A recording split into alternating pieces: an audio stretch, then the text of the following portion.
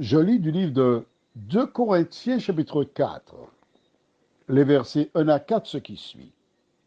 C'est pourquoi, ayant ce ministère selon la miséricorde qui vous a été faite, nous ne perdons pas courage. Nous rejetons les choses honteuses qui se font secret. Nous n'avons point une conduite astucieuse et nous n'altérons point la parole de Dieu. Mais en publiant la vérité, nous nous recommandons à toute conscience d'homme devant Dieu.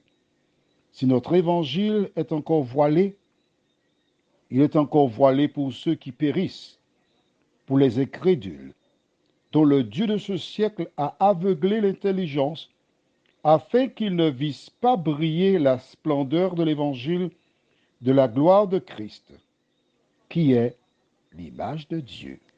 Prions.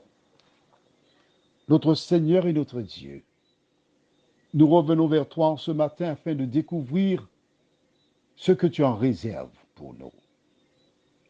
Nous réclamons ton esprit parce que c'est seulement le Saint-Esprit qui nous permettra de comprendre ces paroles que nous venons de lire.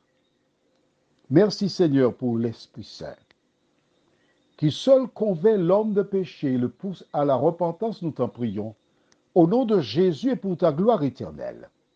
Amen.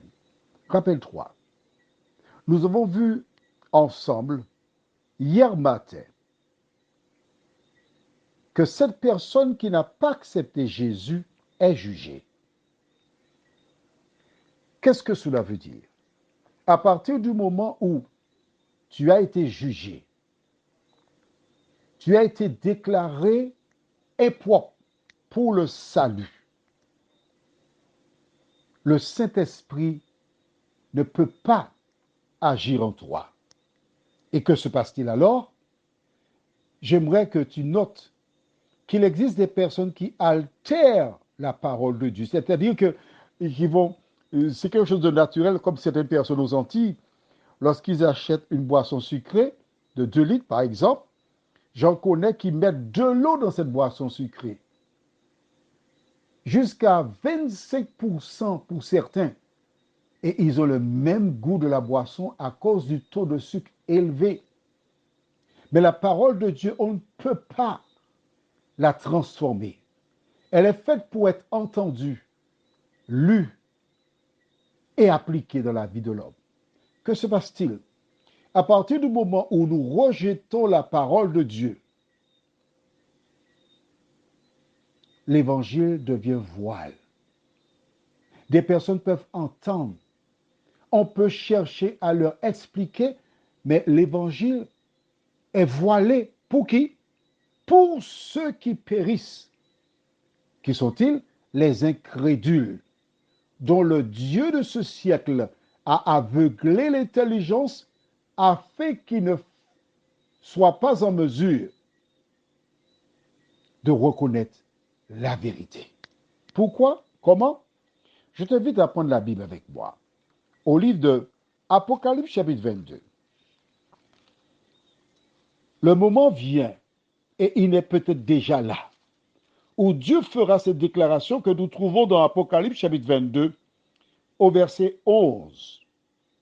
Que celui qui est injuste soit encore injuste, que celui qui est souillé se souille encore, et que le juste pratique encore la justice, et que celui qui est saint se sanctifie encore. Voici, je viens bientôt, et ma rétribution est avec moi pour rendre à chacun selon ce qu'est son œuvre. Vois-tu, il y a un moment où Dieu dira stop. Quand il dira stop, le Saint-Esprit n'ira plus vers des gens. Et voilà pourquoi ces personnes demeureront dans l'ignorance, dans les ténèbres et seront perdues. Qu'en sera-t-il de toi? Prions.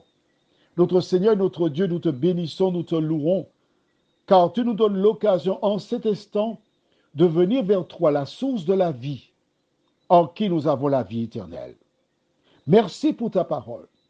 Tandis que ce monde va vers sa fin lentement mais sûrement, donne-nous de garder le contact avec toi, de marcher selon ta parole, de vivre pour elle, afin qu'à ton avènement nous fassions partie des rachetés, nous t'en prions, Au nom de Jésus et pour ta gloire éternelle. Amen.